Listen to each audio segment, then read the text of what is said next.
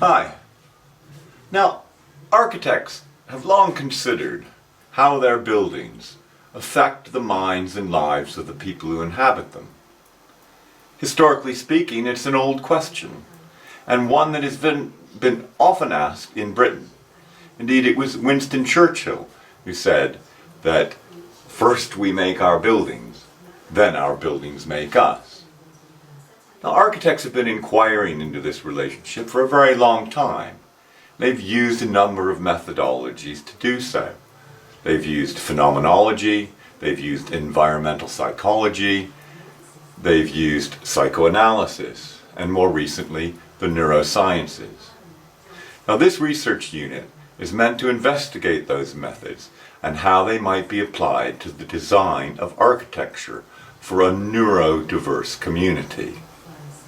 Mental health awareness is very much on the rise, but how can architects actually help?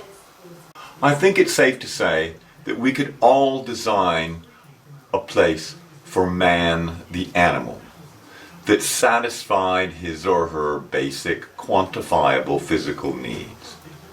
The question we're looking at is whether we can design for man the subject of desire, of fantasy, of anxiety, of identity in a way that goes far beyond the level of the animal. This unit is able to go in more than one direction. Some of you will want to develop broad, encompassing theories of the mind and how it affects what architecture is and how it comes to be. Others of you will have more specific, deeper questions that are much more about architectural design for specific mental health conditions. This unit welcomes both kinds of students, and to this end we will start with 4 basic training sessions. They will look at 1. Neurosciences, 2. Phenomenology, 3.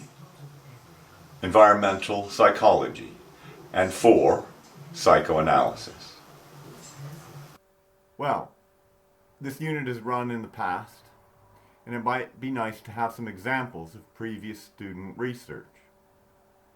Subjects include, for example, architecture and anxiety, design for dementia homes, autistic-friendly school design, office design to reduce professional burnout, the domestic setting for obsessive-compulsive disorder, interior design to reduce post-traumatic stress disorder, social belonging in public space in an age of digital media.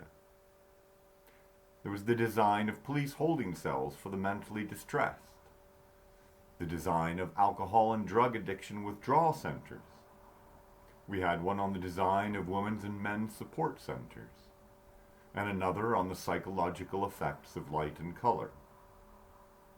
We had one on the phenomenology of sacred spaces, the design of funeral architecture to aid the grieving process, and a study of Heidegger's dwelling and being.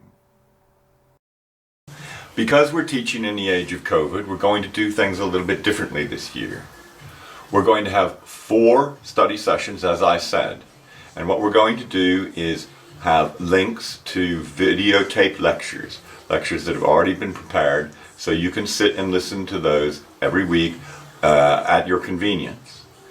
Remember to make notes as you go, think about the methods that are being introduced, research them further if you like. Also, begin to think what these methods are good for, what they aren't good for, what kinds of questions they can ask, what are the limits of the method. Also, at the same time, begin to think about the kinds of methods you would like to use and research them further. You'll see every section has an advanced study level. So tuck into those to find out whether you want to use these as this is your method. The other thing you need to be thinking about is the kind of question you're going to be asked. That could be, as I said, something about a specific mental condition. It could be about a specific architectural type. It could be about more general issues about the relationship between mind and architecture. So we'll be talking about those in individual tutorials, but every week we will meet, first of all, for our lectures, and then we will meet as a group to discuss those lectures. So I look forward to working with you.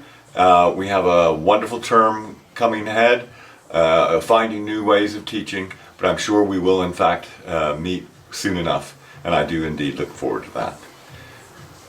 So I hope you're looking forward to the unit, and I look forward to the very first session, which, as I said, will be on the neurosciences and architecture. Until then, I bid you goodbye.